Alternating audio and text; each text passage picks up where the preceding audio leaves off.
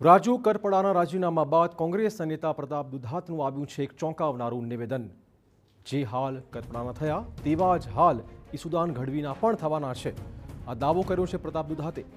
રાજકીય પરિસ્થિતિ જોતા હવે ઈસુદાન ગઢવીનો ભોગ લેવાશે, આ કહેવું છે દુધાતનું। ગોપાલ ઇટાલિયા આપને મુક્ત કરી ઝાડુ મારી ભાજપમાં જતા રહેશે, આ પ્રકારનો દાવો પણ તેમણે કર્યો છે। દુધાતના આવા નિવેદનોથી રાજકીય માહોલ ગરમાઈ ગયો છે। જે રાજુભાઈ કરપડાના હાલ થયા છે, વિસાવદરની ઇલેક્શન વખતે રાજુભાઈ મજા આવે એવા નિવેદન કરતા હતા, પણ વર્તમાન રાજકીય પરિસ્થિતિ જોતા ઈશુદાનભાઈના પણ હાલ થવાના છે।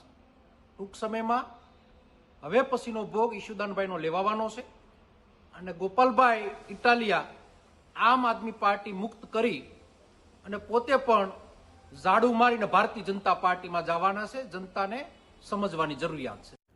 તો પ્રતાપ દુધાતના નિવેદન સામે ઈસુદાન ગઢવીનો પલટવાર પણ સામે આવ્યો છે। કોંગ્રેસ ઓલરેડી પતી ચૂકેલી પાર્ટી છે, આ કહેવું છે ઈસુદાન ગઢવીનું। કોંગ્રેસના નેતાઓની નાવડી ડૂબી રહી છે, તેમાંથી નીકળી જાય, નહીંતર 27માં કોંગ્રેસનું ક્યાંય ઠેકાણું નહીં પડે।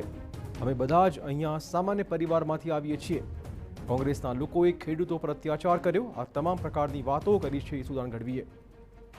તેમણે કહ્યું કે અમે ખેડૂતનો અવાજ બન્યા એટલે અમારા પર કરે છે ખોટા આક્ષેપો। કોંગ્રેસ ઓલરેડી પતી ચૂકી છે।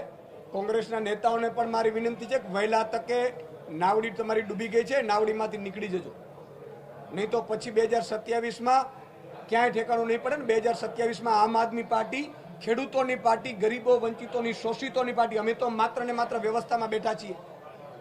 અમે કોઈ એમ નથી કહેતા કે અમે સર્વે સર્વા છીએ, અમે મુખ્યમંત્રીના દીકરા નથી। કોંગ્રેસમાં બધા બેઠા છે, મુખ્યમંત્રીના દીકરાઓ છે। જે કોંગ્રેસના મુખ્યમંત્રીના એના બાપોએ ખેડૂતો પર અત્યાચાર કરેલા છે,